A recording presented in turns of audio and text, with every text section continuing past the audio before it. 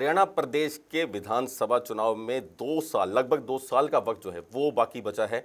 हरियाणा की राजनीति ऐसी राजनीति जो कभी भी थमती नहीं, उबाल कहीं ना कहीं देखने को जरूर मिलता है।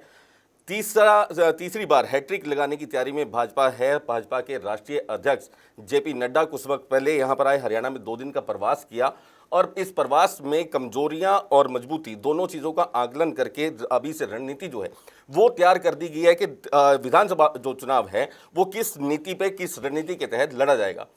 दूसरी तरफ विपक्ष की अगर बात करें तो विपक्ष का काम सत्ता को रोकना, सत्ता जो है दोबारा से सत्ता में ना पाए, सरकार की कमजोरियां और सरकार की जो दिक्कतें हैं, परेशानियां जो जहां सफलता हासिल नहीं हुई उनको उजागर करके जनता के बीच में, वोट बैंक के बीच में अपनी एक जगह बनाना जिससे कि वो सत्ता में आने का प्रयास कर सके। मेरे साथ में हरियाणा के एक वरिष्ठ नेता आज मौजूद हैं, असंध हल्का से विधायक शमशेर सिंह गोगी, कांग्रेस के एक बड़े नेता, बड़े चेहरे और साथ में एक प्रखर वक्ता जो हैं वो शमशेर सिंह गोगी को माना जाता है। मेरे साथ में गोगी स्टूडियो में है, स्वागत है आपका गोगी जी। धन्यवाद। कांग्रेस की तमाम चीज़ों पर आज हम चर्चा करने वाले हैं कि क्या मजबूती है कांग्रेस पार्टी की हरियाणा के अंदर और किस नीति के तहत, किस रणनीति के तहत अभी, क्योंकि 2 साल का ज़्यादा लंबा वक्त नहीं रहा, 8 साल से भाजपा सत्ता में है हरियाणा में। अब आपकी क्या तैयारी, किस तरीके की तैयारी है वो जानना चाहेंगे। बीजेपी के खिलाफ तैयारी तो हरियाणा की जनता ने कर रखी। ये तो पिछली बार भी गलती से सत्ता में आ गई, या ये समझ लो कि कांग्रेस पार्टी मतलब पूरे जोर शोर से इलेक्शन को जनता के सामने अपनी बात नहीं रख सकी, या कुछ ऐसा मतलब माहौल बन गया। वरना जनता तो पिछली बार ही बीजेपी को उखाड़ फेंकना चाहती थी और तभी उन्होंने इतना ड्रामा करने के बाद इतने बड़े बड़े वंडर किए उन्होंने, भाई 75 पार, 85 पार, फिर भी बड़ी मुश्किल से ठगी से 40 सीट आई। 40 सीट जीतते नहीं, वो ठगी से आई। तो ये सारी पोजीशन को देखते हुए देखो, हरियाणा में कांग्रेस की बहुत बढ़िया पोजीशन, और मेरे हिसाब से अगली बार सत्ता में कांग्रेस आएगी। बीजेपी तो आज भी सिर्फ प्रोपेगंडे के ऊपर टिकी हुई है और झूठ के ऊपर टिकी हुई है, तो झूठ के पाँव नहीं होते। और एक कहावत है भी, काठ की हांडी बार बार नहीं चढ़ती। तो ये मेरे को नहीं लगता कि दोबारा से काट की हांडी आप कह रहे हैं कि बार बार नहीं चढ़ती, लेकिन क्या स्वीकार करते हैं कि पार्टी के अंदर कांग्रेस पार्टी की गुटबाजी कहीं ना कहीं आपकी पार्टी के लिए नुकसानदायक है और इसी का खामियाजा उठाना पड़ता है? नहीं, कांग्रेस पार्टी में कोई गुटबाजी नहीं है, कांग्रेस से बाहर कोई नहीं है, सब लोग कांग्रेस की विचारधारा से जुड़े हुए हैं। लेकिन जितने नेता होंगे उनके पास ऐसे दिखाई देता है भी ये गुट है। कांग्रेस हमेशा से एक रही है और जब भी इलेक्शन होता है कांग्रेस इकट्ठे इलेक्शन लड़ती है, और जो हेल्दी संघर्ष है नेताओं के बीच में वो पार्टी को मजबूत करता है, उसमें कोई बुराई नहीं है। गोगी जी, सीधी सी बात, कुमारी शैलजा, रणदीप सुरजेवाला, किरण चौधरी, भूपेंद्र सिंह हुड्डा, कैप्टन अजय यादव, तमाम इस तरह के नाम, बड़े नाम जिनको यही माना जाता है कि एक दूसरे की टांग खींचने का काम करते हैं। रणदीप सुरजेवाला के इलेक्शन के भी अगर पूरी मार्केट की अगर बात की जाए, हरियाणा स्टेट सुबह सभी यही जानते हैं कि उनको हराने के पीछे किन का योगदान, किन का हाथ रहा। पार्टी के ही वरिष्ठ नेता जो है वो नहीं चाहते कि पार्टी का दूसरा नेता जो है वो आगे बढ़े। तो इस तरह की तमाम चीज़ें क्या खतरनाक हैं? देखो, ये तो काम जब जनता चाहेगी ना, किसी नेता की नहीं चलती। फिर कितना ही बड़ा नेता हो, जब जनता चाहती है भी कांग्रेस आए तो फिर कांग्रेस ही आएगी। नेता क्या चाहते हैं? नेता तो ये चाहते हैं भी कुर्सी एक है चीफ मिनिस्टर की, भी मेरे से आगे कोई ना बढ़े। लेकिन अभी बहुत सारे नेता तो पर्दे से बाहर हैं। देखो, 2 ही नेता हैं मेरी नज़र में, एक हुड्डा साहब और कुमारी शैलजा। और कुमारी शैलजा ने जितने दिन वो प्रेसिडेंट रही है उसी के प्रेसिडेंटशिप में 31 सीटें आई थी। उसने ही पूरा कोरोना काल, हालांकि उसका समय जो था वो कोरोना काल में चला गया, लेकिन कोरोना काल में भी उसने कोई शांति से घर नहीं बैठी हो, दिन रात पब्लिक के टच में रही और बहुत मेहनत की है। लेकिन पार्टी हाईकमांड ने चलो उनको हटा के दूसरों को जिम्मेदारी दी है, तो पार्टी का काम पार्टी का करते हैं। कभी आपने शैलजा जी के मुंह से एक लफ्ज़ भी ऐसा नहीं सुना होगा कभी जो पार्टी के खिलाफ। वो असली कांग्रेस की मतलब एक लीडर है जो कभी भी नहीं बोलती। और बाकी जितने भी कांग्रेस के अंदर लीडर हैं सब सम्मानित हैं, लेकिन सबका अपना अपना तरीका है काम करने का, वो अपने अपने तरीके से पार्टी को मजबूत करते हैं। जाहिर सी बात है, जरूर जो है एक पार्टी के लिए छत्र छाया में रह के काम जरूर करते हैं। लेकिन मेरा एक अहम सवाल कि क्या अगर ये गुटबाजी समाप्त हो और हाईकमान इसमें कहीं बैठ करके एक मध्यस्थता करते हो, सभी को बिठा करके गुटबाजी समाप्त कराए, तो क्या इसका बहुत ज़्यादा फायदा लाभ जो है हरियाणा की राजनीति में कांग्रेस को मिलेगा या नहीं? देखो, गुटबाजी तो समाप्त नहीं होगी, ये तो बात तय है। लेकिन एक बात होनी चाहिए कि सबको साथ लेके चलना चाहिए, और सबको साथ लेके चलने की जिम्मेदारी जिनके पास अब जिम्मेदारी है उनकी है कि वो सबको साथ लेके चलें। अगर सब साथ चलेंगे तो कांग्रेस आसानी से बहुत बड़ी मेजॉरिटी के साथ आएगी। और अगर थोड़ी बहुत मतलब कहीं लोगों के मन में शंका रखेंगे तो उसका थोड़ा सा फिर फायदा नुकसान जो है वो झेलना भी पड़ेगा। कांग्रेस के सबसे बड़े चेहरे राहुल गांधी भारत जोड़ो यात्रा पे निकले हुए हैं, लेकिन समाज में एक बात जो है निकल कर आती है, वो केंद्र की राजनीति से है, केंद्रीय भाजपा के नेता हों, स्थानीय हों, या तमाम कार्यकर्ता की लेवल की, रूट लेवल की बात करें, उनसे भी पहले अपना घर जोड़ो, घर से जो भाग रहे हैं उनको बचाओ, उसके बाद भारत बचाओ। क्या कहेंगे? देखो, जो ये बात कह रहे हैं ना, उनका तो घर बार ही नहीं है। ये जो मतलब बीजेपी के लोग हैं जो अंग्रेज़ों के चापलूस रहे, चाटुकार रहे, उनको तो भारत के बारे में कोई चिंता नहीं है। ना वो पहले भारत के साथ थे, ना वो अब भारत के साथ हैं। वो सिर्फ सत्ता के साथ हैं। और उनकी कार्य प्रणाली में 8 साल में ये साबित हो गया कि उनको हर तरीके से सत्ता चाहिए। कोई जीत जाए तो ठीक, ना जीत जाए तो जीते हुओं को खरीद लो, तोड़ लो, कहीं ना कहीं तोड़ मरोड़ के। तो इसलिए बीजेपी की बात को मैं ज़्यादा सीरियस नहीं लेता। भारत जो है कहीं ना कहीं लेना जरूरी भी इस तरीके से लगता है कि वो उनका साफ तौर पे कह रहे हैं कि पहले परिवार संभाले, वो इनका सीधा इशारा है कि कांग्रेस परिवार से देखो, परिवार बड़े लोग, बड़े नेता जो हैं वो तमाम भाग रहे हैं, जिन्होंने 50 साल, 52 साल, 55 साल जो है वो कांग्रेस की सेवा की। ऐसे नेताओं को भी थोड़ा संयम रखना चाहिए। भाई, नेताओं का पार्टी में चंद लोगों का ही अधिकार नहीं है कि वो हमेशा सत्ता में बने रहें। पार्टी में सभी कार्यकर्ताओं का बराबर का अधिकार है। और अगर आज कोई दूसरा आदमी आगे बढ़ रहा है तो ये परिवर्तन जो है लगातार एक कुदरत का नियम है। और उसके हिसाब से पहले कितने लोग थे, फिर दूसरे आए, फिर दूसरे आए। अब भी अगर पीढ़ी दर पीढ़ी आगे चेंज आ रही है तो जो बड़े नेता हैं उनको थोड़ा सा सब्र रखना चाहिए और दूसरे को अपने अंदर सब्र कब जोड़ के लाने की, उनको समझाना चाहिए, उनके साथ मिलके काम करना, उनको आगे बढ़ाना चाहिए। ये ज़रूरी है। नहीं तो आने वाले टाइम में बीच में मतलब एक गैप ही आ जाएगा। लेकिन गोगी जी, जिस तरीके से पुराने नेताओं को अगर मान सम्मान इज्जत नहीं मिलेगी या उनका जो एक कैडर है उसको छोटा करने का कद किया जाएगा तो तमाम इस तरीके के नेता भागेंगे। अगर निचले स्तर के छोटे यंग नेताओं को आगे लाने के प्रयास में क्या बुजुर्गों को भूला जा सकता है? देखो, बुजुर्गों की हर समय ज़रूरत होती है। तो इज्जत का दो मतलब है। एक तो कोई बुजुर्ग यही चाहे कि सब कुछ हम, सारी जो पोस्टें हैं उस पर हम ही बैठे रहें, हम ही मतलब हमारे कोई सब कुछ बनाओ, तो नए को ना बनाओ तो फिर नए सीखेंगे कैसे? तो उसमें थोड़ा सा फ़र्क है कि वो चाहते क्या हैं। इज्जत तो देनी चाहिए। अगर हम अपने बुजुर्गों को इज्जत नहीं देंगे तो दूसरों को कैसे दे देंगे? अगर हम पहले घर से ही शुरू करेंगे ना। हम बीजेपी जैसे नहीं है कि उनको मतलब बुजुर्गों के साथ क्या किया उन्होंने, वो बना दिया, क्या मंडल बनाया उन्होंने जिसमें सारे अडवाणी जी और वो बेचारे तड़फ रहे हैं। तो ऐसा कोई मतलब मंडल हमारा नहीं है। हम तो बुजुर्गों के आशीर्वाद से ही, उनकी सेवा करके ही आगे बढ़ेंगे। भी आप ही का चल रहा है।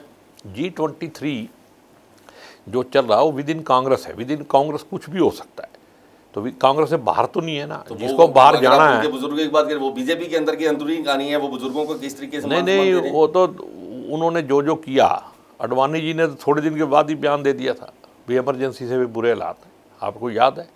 लेकिन अगर कोई आदमी ये सोचे भी मेरे को आज ये सबसे बड़ी जिम्मेदारी मेरे को ही मिलनी चाहिए, मेरे से ही पूछ के काम करना चाहिए और इसलिए पार्टी को छोड़ दे, ये तो मैं लेकिन आप ही के पार्टी के बुजुर्ग वो नेता जो कहते हैं कि मैं राहुल गांधी से मिलने के लिए पहुंचा, वहां पर पहुंच करके मैंने जब देखा कि एक ही प्लेट से कुत्ते को और एक ही प्लेट से कार्यकर्ता को बिस्किट खिलाया जा रहा है, इस तरह के तमाम हालात भी जो हैं वो नेताओं ने देखे। देखो, बात इस बात की मेरे को जानकारी नहीं है, और लेकिन अगर मान लो हम चाय पी रहे हैं और प्लेट हमारे सामने पड़ी है और वहाँ पे कुत्ता आ गया, तो कुत्ते के मुंह में तो कोई डालता नहीं, बिस्कुट घेर दिया होगा। ये तो एक ड्रामेबाजी है। जब कोई किसी के खिलाफ बात करनी है, ये वही नेता लोग हैं जो राहुल गांधी की और सोनिया गांधी की चमचागिरी करते हुए नहीं थकते थे जब तक उनके पास ताकत थी। जब सत्ता से बाहर होगी पार्टी तो मतलब उनको अच्छा नहीं लगा, किसी को राज्यसभा नहीं मिली, किसी को कुछ नहीं मिला। इस बात से मैं सहमत नहीं हूँ। देखो, पार्टी में अगर आपने चढ़ाई देखी है तो उतरना भी सीखना चाहिए, कभी कभी संकट में भी रहना सीख लेना चाहिए। फिर 24 घंटे या मतलब सदा के लिए आपके नाम पटा नहीं हो रहा पार्टी का। पार्टी के अध्यक्ष का चुनाव भी एक बहुत बड़ा मुद्दा है गोगी जी, और एक बहुत लंबी जद्दोजहद, बहुत लंबा वक्त बीत चुका। आपकी इसमें क्या पर्सनल राय? देखो, पार्टी में जो मेरी राय है ना, मेरी राय तो ये है कि राहुल गांधी को अध्यक्ष बनना चाहिए, ठीक है। लेकिन राहुल गांधी जी अगर नहीं बनते हैं तो जिसको राहुल गांधी कहते हैं उसको बना देना चाहिए, क्या दिक्कत? जो भी वो चाहता है, क्योंकि बिना राहुल गांधी के और गांधी परिवार के कांग्रेस पार्टी को आगे बढ़ना भी बहुत मुश्किल है और पार्टी को इकट्ठे रहना भी बहुत मुश्किल है, ऐसा मेरा मानना है। मेरे को 45 साल से ज़्यादा हो गए कांग्रेस में, और यहाँ देखो, नहीं तो कई ग्रुप बन जाएंगे। और लीडरशिप की दूसरी बात यह है कि जो सेकंड लीडरशिप है उसमें चेहरे बदलते रहते हैं, उनको परेशान नहीं होना चाहिए। 10 दिन इधर से 10 दिन उधर, कभी सत्ता में बैठे, कभी कभी सिक्का चलता है, ये आज फलाने का सिक्का चल रहा है, आज फलाने का चल रहा है, तो वक्त के हिसाब से चलता रहता है। और परिवर्तन जो है ये कुदरत का नियम है, इसके लिए इससे डरना नहीं चाहिए। गोगी जी, बहुत सारे ऐसे बड़े दिग्गज नेता और भी पीछे लाइन में हैं, क्या उनको आगे ला करके कमांड इस तरीके दी जाए? क्योंकि चुनाव में ही नेता की पहचान होती है और चुनाव लगातार हारती जा रही है कांग्रेस पार्टी राहुल गांधी के नेतृत्व में। जितने भी चुनाव हुए, 49 का जो आंकड़ा है इलेक्शन का, उनमें सब में हार का मुंह देखना पड़ा और बहुत बड़ी करारी हार। नहीं, सब में नहीं, कुछ में देखना पड़ा जरूर, लेकिन कुछ में जीतते भी हैं। छत्तीसगढ़ में सरकार बनी, मध्य प्रदेश में सरकार बनी, राजस्थान में सरकार बनी, ऐसी बात नहीं है। पंजाब में सरकार बनी, जब कैप्टन साहब की सरकार बनी थी तब भी तो राहुल गांधी था।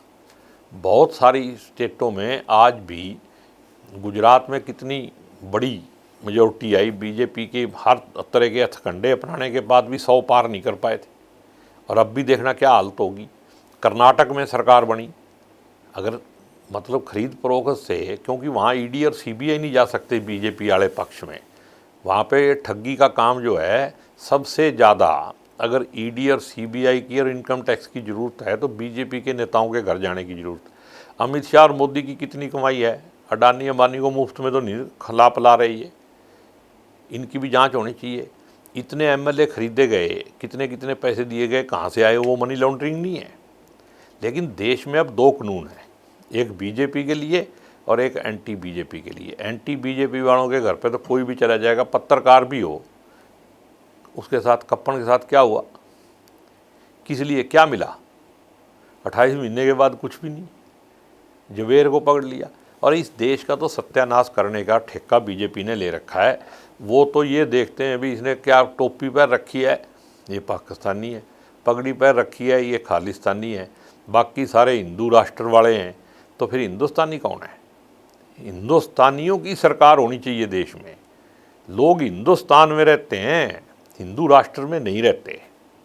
ये बात उनको ध्यान में रखनी चाहिए, और ना ये कभी हिंदू राष्ट्र बन सकता है। ये आरएसएस की जो सोच है, ये घटिया सोच में हिंदुस्तान का कोई भी नहीं जाएगा।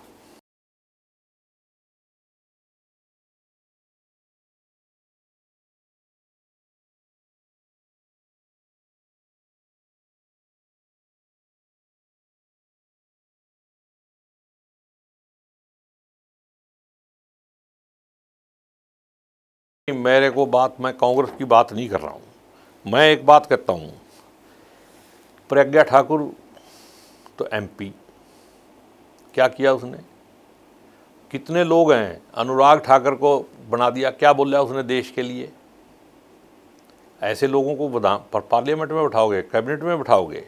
लेकिन दूसरी तरफ सर तन से जुदा के नारे भी तब लग रहे हैं, वो सेम नहीं, वो नारे की आज तक, अगर कन्हैया की बात कर रहे हो आप, अगर उस नारे की बात थी तो चार्जशीट क्यों नहीं दाखिल हुई आज तक? जितने अर्बन नक्सल वाले पकड़े हुए हैं वो पेगासस में आ गया ना उनका, लेकिन वो क्यों कार्रवाई नहीं हो रही? बचाने का काम भी आप ही लोग कर रहे हैं। दूसरी तरफ मैं बचाने का नहीं कर रहा हूं किसी को भी, मैं कहता हूं आतंकवादी का मतलब आतंकवादी होना चाहिए, उसका धर्म और जाति से कोई संबंध नहीं होना चाहिए। लेकिन यहां पर प्रधानमंत्री जी कहते हैं कि मैं कपड़े देख के पहचान लेता हूं। इस बात के खिलाफ बोल रहा हूं मैं, क्योंकि मैं देश का नागरिक हूं, किसी का नौकर नहीं हूं। कांग्रेस, हरियाणा की कांग्रेस की अगर बात करें, हरियाणा कांग्रेस से तो बहुत बड़े बड़े चेहरों के पार्टी छोड़ के जाने का क्रम कैसे देखेंगे? कुलदीप बिश्नोई गए, वीरेंद्र सिंह चौधरी, वीरेंद्र सिंह बड़ा नाम, बड़ा चेहरा, राव इंद्रजीत सिंह, ये जब क्या झटका आपका एक जवाब जो है ये संभावित रूप से हो सकता है कि इनके जाने से कोई फर्क नहीं पड़ेगा, लेकिन पर्सनल राय आपकी जान चाहूँगा, क्या वाकई में किसी नेता के जाने से पार्टी को कोई फर्क नहीं पड़ता? नहीं, देखो, कोई भी परिवार में से कोई भी जाए तो फर्क पड़ता है, ये बात नहीं है कि फर्क नहीं पड़ता। लेकिन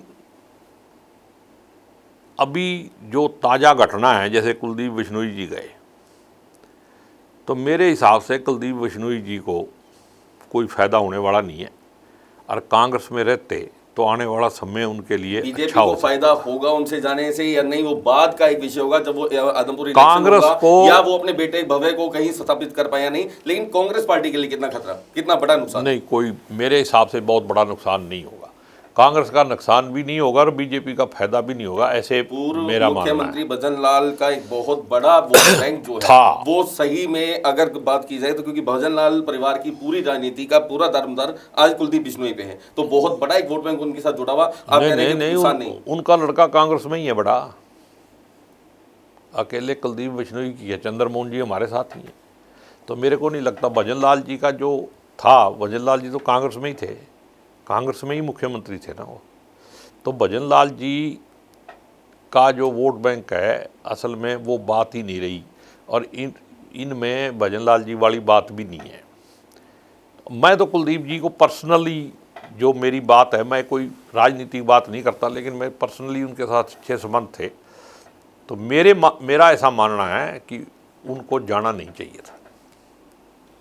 भाजपा पार्टी को लेकर के कांग्रेस खुद को बहुत ज़्यादा गंभीर बताती है। आप कोई ऐसी चीज़ बताएं कि ठोस तरीके से जो 8 साल में आप खड़ा कर पाए हो, कांग्रेस पार्टी बीजेपी को कहाँ घेरने में कामयाब रही?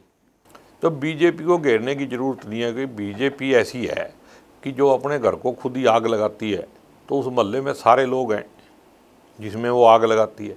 उनको तो बस सिर्फ झूठ, उनकी तो 3 पीपी हैं, एक प्राइवेटाइजेशन, एक पोलराइजेशन, और सबसे बड़ी पी है उनकी प्रोपेगेंडा। इससे ज़्यादा बीजेपी के पास कुछ नहीं है। बीजेपी ने आज हरियाणा स्टेट के अंदर 2,80,000 करोड़ का कर्जा बढ़ा दिया। पिछले 6 महीने से किसी भी डिपार्टमेंट से आप जाके पूछो कितने पैसे आए, किसी का पैसा ही नहीं है। लेकिन तमाम तरह के अगर भ्रष्टाचारों की बात की जाए उसमें इससे बहुत बड़ा कहीं आप भ्रष्टाचार में बीजेपी वर्ल्ड रिकॉर्ड पे है, और किसी भी भ्रष्टाचार के मुद्दे की जांच नहीं होती है, किसी की रिपोर्ट ही नहीं आती। आप मेरे को एक बात बताओ, मैं बहुत सारे घपले हैं, करनाल तो उसका हेडक्वार्टर है, लेकिन आप मेरे को बताओ भाई, कोरोना के टाइम में शराब घोटाला हुआ, आम आदमी तो सड़क पे जा नहीं सकता था, पत्रकारों को भी पास लेके जाना पड़ता था, सिर्फ पुलिस या सरकारी अमला सड़क पे होता था। तो शराब घोटाला किसने किया? जो सड़क पे जाएगा उसी ने किया होगा। अगर गुजरात तक माल पहुंचा है तो कहाँ से, कौन से रास्ते से गया, कौन लेके गया? तो फिर इसकी जांच कहाँ है? सीएम की सीआईडी फेल हो गई थी क्या? और अगर सीआईडी ने रिपोर्ट दी तो सीएम को बताना चाहिए। जीरो टॉलरेंस नीति हर एक, छोड़ो जी, जीरो टॉलरेंस कहाँ की जीरो टॉलरेंस? भ्रष्टाचार को लेकर के बिल्कुल सरकार को पकड़ने का काम जो है अब दावा किया जा रहा है कि आप एचपीएससी का देखो, लेवल के अधिकारी, स्टाफ सिलेक्शन कमीशन को देखो, एचपीसीसी को देखो, रजिस्ट्री घोटाले देखो, माइनिंग घोटाले देखो, कौन सा ऐसा घोटाला है और इनको समर्थन करने वाला एमएलए कह रहा है कि मेरे लड़के से ही इतने पैसे ले रखे। शर्म आनी चाहिए ऐसे लोगों को जो जीरो टॉलरेंस लेकिन कांग्रेस की बात का भी करते हैं। लंबा इतिहास रहा। कांग्रेस पार्टी ने 10 साल तक स्टेट में, सूबे में राज किया। क्या उपलब्धियां ऐसी रही है जो आज अगर तुलना करें तो आपको बीजेपी आज जनता से पूछ लो, आज भी कांग्रेस के राज को याद करते हैं। अभी सबसे ज़्यादा दुखी किसान है, गरीब आदमी है। 14 करोड़ रुपए तो SC ST के बच्चों का स्कॉलरशिप खा गए, कोई जांच नहीं है। तो कांग्रेस पार्टी के अहम विपक्ष की भूमिका निभाते हुए कोर्ट में क्यों नहीं लेके जाती इन तमाम मुद्दों को? क्यों RTI नहीं हमने लगाती ये इन चीजों के ऊपर? मुद्दे विधानसभा में उठाए हमने। आप मेरी वीडियो अगर निकाल आपके के पास देख लो। तथ्य हैं इन चीजों मैंने के, कहा तमाम मैं इन चीजों के विधानसभा तथ्य में अगर आऊं, मौजूद हैं, तो इनको कोर्ट में लेके जाए, वहां से इसकी जांच करवाई जाए। कोर्ट का मामला जो है वो राजनीति में कोर्ट में हर मुद्दा नहीं जाता है, जनता में जाता है। और जनता को इस बात का पता चल गया, जनता जाग चुकी है। और मैं तो आपके माध्यम से ये भी कहूँगा कि ये बीजेपी और इनका जो नेता है वो इस देश के लिए भी अशुभ है और जनता के लिए भी शुभ है। हर जनता का आदमी अपनी अपनी जेब की तरफ हाथ मार लो भी पिछले 8 साल में आपका कितनी बढ़ोतरी हुई है और कितना घाटा हुआ है, अडानी और अंबानी को छोड़ के सारा। लेकिन अपने मुद्दा छड़ा अंबानी और अडानी का, लेकिन तमाम ऐसी चीज़ें मौजूद हैं, पब्लिक डोमेन में मौजूद हैं, जहां ये चीज़ें बताई जा रही हैं कि राजस्थान के अंदर हजारों करोड़ रुपए का जो एक आपका ठेका है वो अडानी को दिया जा रहा है। आपका भूपेश बघेल की जो सरकार है वहां पर दिया जा रहा है। अंबानी अडानी दोनों वहां से भी लाभ ले रहे हैं, लेकिन आप निशाना क्यों बनाते हैं? मैं ये बात कह रहा हूँ कि पूरी वर्ल्ड में तीसरे नंबर का अडानी बन गया कोरोना काल में। कहाँ से आया माल? सारा देश का माल ठग के उसको दे दिया। आप उसका मेरे को बताओ कितनी जगह पे वो NPA है, कितने लाख करोड़ रुपये उनके माफ़ कर दिए गए। NPA होने के बावजूद भी फिर बैंक उनको लोन दे रहे हैं। और हमारे को 10 लाख का लोन लेना हो, 10,000 के लोन वाले को तो कपड़े पड़वा देते हैं, जूते टूट जाते हैं उसके। और अडानी जी को घरा बैठे बाहर विदेशों में चलाने के लिए सारा, जिस दिन अडानी डूबेगा ना पूरा देश का बैंक ही डूब जाएगा। और ये ही सबसे बड़ी देन होगी देश को मोदी जी की, कि सत्यानाश करने में मोदी जी का इतिहास में नाम लिखा जाएगा काले अक्षरों में। लेकिन अभी तक तो इंटरनेशनल लेवल पे अभी तो आप देखो, वर्ल्ड की 5th इकोनॉमी बना करके खड़ा किया उन्होंने। कहाँ खड़ा किया है? कागजों में खड़ा करने से आपकी जेब में कितने पैसे पड़े मेरे को बताओ? 8 साल बताओ। लेकिन और एक नागरिक देश के अंदर, अगर इंटरनेशनल लेवल देश के अंदर एक काम जरूर किया है, नागरिक नहीं छोड़ा, नागरिक को प्रजा बना दिया। प्रजा किसकी होती है? राजा की। इस देश से लोकतंत्र ही खत्म कर दिया। जब इस देश में नागरिक होगा तो देश में लोकतंत्र होगा, और जब इस देश में प्रजा होगी, मैं कहता हूँ सेंट्रल विस्टा क्या अंग्रेजी का नाम नहीं है? हिंदी के पुजारी हैं हम। ये तो आजादी से पहले 1930 से जब बना था भाई सेंट्रल पार्लिया विस्टा, तभी से चल रहा है। नहीं सेंट्रल विस्टा, और उसके साथ राजपथ का, राजपथ तो हिंदी का था लफ्ज। तो कर्तव्य पथ भी हिंदी का शब्द है। कर्तव्य पथ क्यों, अधिकार पथ क्यों नहीं? आम जनता का अधिकार क्यों नहीं? कर्तव्य का एहसास कर्तव्य आप मतलब आप चल रहे हो। नहीं मोदी जी और अमित शाह तो राज करेंगे, बाकी सारा देश जो है कर्तव्य निभाएगा। देश के प्रति आपके कुछ कर्तव्य हैं, उनका निर्वहन नहीं कर्तव्य, मैं कह रहा हूँ देश की जनता के अधिकार भी हैं। और जो अपना अधिकार यूज करता है, मोदी जी से कोई सवाल पूछता है, सरकार के खिलाफ बोलता है, तो उसको उठा के तुम जेल में ठोक देते हो। तो कौन करता था ये काम? अंग्रेज। अंग्रेजों के टाइम में सरकार को देश माना जाता था और सरकार के खिलाफ बोलने वाले को आतंकवादी माना जाता था। तो वही नीति RSS और बीजेपी की सरकार अपना रही है। तो फिर ये देशद्रोही हुए या देशभगत हुए? मतलब आपको इसी सेंट्रल विस्टा को जो है कर्तव्य आपको मैं कहता हूँ अधिकार पथ नाम क्यों नहीं? पब्लिक का अधिकार होना चाहिए तो ना। लोगों को अपने कर्तव्य का भी आभास होना चाहिए। अब कर्तव्य तो अपने आप ही आएगा। अधिकार और कर्तव्य दोनों बराबर चलते हैं। Right and duties always go together. लेकिन यहाँ पे दूसरे को कर्तव्य सिखाया जा रहा है, अधिकार सारे अपने ऊपर लागू किए जा रहे हैं। एक भी RSS के इतने लोगों के पास आज उसका रजिस्ट्रेशन नंबर पता है आपको? RSS का इस पूरे देश के अंदर इतनी नफरत, इतनी सांप्रदायिकता फैलाने में वो कामयाब होगी। बम ब्लास्टों तक में उनका नाम आ गया, लेकिन उनका रजिस्ट्रेशन नंबर इस देश को नहीं पता। उनका खाते में कितने पैसे हैं पता है आपको? मोदी जी ने कहाँ से लूट लूट के ये 5 स्टार ऑफिस बनाए हैं? ये जीरो टॉलरेंस है। तो इतना मैं पैसा तो आपको आपके पास करनाल में चंदे ही के तौर पे आपका आप पार्टी में करनाल हज़ारों के करोड़ रुपए आपके पास है। मैं कहता हूँ हजारों करोड़ नहीं, लोगों से पैसे इकट्ठे किए गए। ये करनाल में डिस्ट्रिक्ट का ऑफिस बना है, लोगों को फोन किए गए कि पैसे दो, वरना भी साथ ही लगती है। वरना आपका बिल्कुल सीधा सीधा ये चेतावनी है वो, वरना कि अगर ऐसा होगा पैसा दिया जाएगा तो आप बचे रहोगे। देखो नहीं। एक बात मैं आपको बता दूं, देश भी अपना है और देश के नागरिक भी अपने हैं। अगर इस देश के नागरिक अपने हैं तो सारे नागरिक अपने हैं, और कानून सब नागरिकों के लिए एक होना चाहिए। 2022 के दंगों के केस तो सारे खत्म, संजीव भट्ट का क्यों नहीं? वो भी 22 साल से पुराना है, उसके लिए क्या कानून है? बिल्किस बानो के लिए क्या कानून है? इसका मतलब जो कठुआ में लड़की के साथ हुआ और वहाँ राष्ट्रीय फ्लैग को लेके बीजेपी की सरकार के मंत्री वहाँ पहुँच गए। इस देश की जनता को जागना पड़ेगा। जागना सिर्फ इतना है, कानून जागने का मतलब कानून की परिधि के अंदर का अदालत की जो एक अदालत कहाँ है? उसके जब आज ओथ ली और अगले दिन ही सारे केस मोदी जी के साथ ही है। नहीं, मतलब कितने लंबे लंबे सालों से चलते आ रहे। नहीं, बिल्किस बानो के नहीं, बिल्किस बानो तो 15 अगस्त को टाया उन्होंने, सरकार ने टाया, कोर्ट ने नहीं टाया। सरकार ने कह दिया जी हमने माफ़ कर दिया इनको, लेकिन सुप्रीम कोर्ट के चीफ जस्टिस जी ने, आदरणीय यूयू ललित जी ने आज ओथ ली और अगले दिन ही फट्टे चक दिए। कानून मोदी जी के लिए है, यहाँ हमारे लिए नहीं है।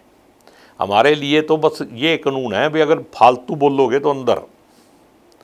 लेकिन मैं जो जागने की बात कह रहा हूँ, अगर आप जाग जाओगे, जागने का मतलब है नागरिक बनना। अगर आप अपने आप को इस देश का नागरिक मान लोगे तो फिर लोकतंत्र भी बहाल हो जाएगा, और ये जो दबाव चल रही कानून के अंदर ये भी ख़त्म हो जाएगी, और संविधान भी बचा रहेगा, देश भी बचा रहेगा। वरना ना मोदी जी रहेंगे और ना फिर ये देश रहेगा, और फिर लोग पछताएंगे। और सबसे ज़्यादा कौन पछताएगा? जो अंधभक्त। चलिए बात फिर हरियाणा पे लोड करके आएंगे, बात वहाँ से शुरू करेंगे कि भाजपा पार्टी को शहरों की पार्टी माना जाता था, ग्रामीण अंचल में भाजपा का जनाधार वोट बैंक जो है वो कम माना जाता था, जबकि कांग्रेस जो है बिकॉज बहुत लंबे अरसे से आज़ादी के बाद से लगातार जो है वो कांग्रेस ही सत्ता में रही। केंद्रीय लेवल पे उसका प्रभाव यहाँ पर देखने को मिलता, ग्रास रूट लेवल पे भी कांग्रेस ही आगे थी। लेकिन बीजेपी हरियाणा में 2 बार, इससे पहले बैसाखी के तौर पे जो है वो बीजेपी को लिया जाता था, क्षेत्रीय पार्टियां चुनाव लड़ती थी, बीजेपी सपोर्ट करती थी और सत्ता में आती थी। इनेलो के टाइम पे भी ऐसा रहा। लेकिन अब 2 बार जो है वो सत्ता में आने में कामयाब रही भाजपा पार्टी। लगातार जो एक जनाधार है ग्रास रूट पे भी बढ़ा। क्या मानते हैं कि ग्रामीण अंचल में जो कांग्रेस का वो एक वोट बैंक था, जनाधार था, वो कहीं कम हुआ? पहली बार तो अंधभक्ति में चली गई, इस बार ठगी के साथ, और ठगी के साथ भी बैसाखियों पे। इसलिए बीजेपी का ना कोई जनाधार है। अभी नड्डा साहब आए थोड़े दिन पहले, कैथल में मीटिंग करी थी, आपने भीड़ देख ही ली होगी। इतना जनाधार था वहाँ, इतना जनाधार था। और मेरे को एक बीजेपी का एमएलए कह रहा था, कहता जी हमारे को मुख्यमंत्री जी पूछ रहे थे भी लोग क्यों नहीं आए, तो हमने कह दिया भी अब तो लोग ऑनलाइन ही आया करेंगे। जब किसी एमएलए को कहने से आप काम ही नहीं करते तो लोग भी ऑनलाइन ही आएंगे। सबको ये कह रखा भी ऑनलाइन होंगे काम, तो जनता भी ऑनलाइन ही आया करेगी, कौन ले आएगा? ये तो एक संगठन की बात है। वो राष्ट्रीय अध्यक्ष यहाँ पर आकर के 2024 के इलेक्शन संगठन जब सरकार होती है ना, तो सारे हथकंडे सरकार के ही अपनाए जाते हैं, नाम ही संगठन का होता है। चलिए उस चीज को छोड़े, कांग्रेस के संगठन की बात करें, अब तक वो क्यों नहीं बन पाया? आपको थोड़े दिनों में देखो, आप 19 तारीख की मीटिंग है, हमारे अध्यक्ष जी का बयान आया हुआ है भी 19 की मीटिंग है, बहुत जल्दी बन जाएगा।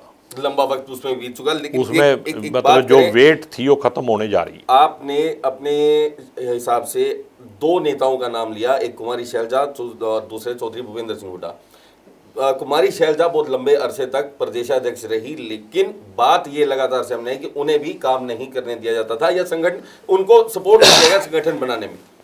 उदयबान जी को लेकर के आया गया, पूर्व विधायक, घर बैठे हुए एक ऐसे विधायक जिनका इतना परिचय जो है वो लोगों में नहीं था। किस तरीके देखते हैं, क्या वो रबर स्टैंप के तौर पे देखा जा सकता है? देखो, मैं अपने अध्यक्ष को, एक अध्यक्ष एक सम्माननीय आदमी, मैं उसके बारे में कोई टिप्पणी नहीं करूंगा। उदयबान जी को देखना है कि वो अध्यक्ष हैं क्या है। कांग्रेस का बड़ा चेहरा, लेकिन केंद्रीय नेतृत्व के साथ में जुड़ी हुई कुमारी शैलजा को हटा कुमारी करके- शैलजा को नहीं हटाना चाहिए था, ये तो बात तय। और उसके होते हुए ही ऐसा एक मतलब आपस में सिस्टम बनाना चाहिए था कि सब लोग मिल के चलते। लेकिन पार्टी हाईकमांड के फैसले को भी मैं गलत कहूँ तो वो भी गलत है। जो कर दिया उन्होंने, पार्टी हाईकमांड का फैसला सोच समझ के किया होगा।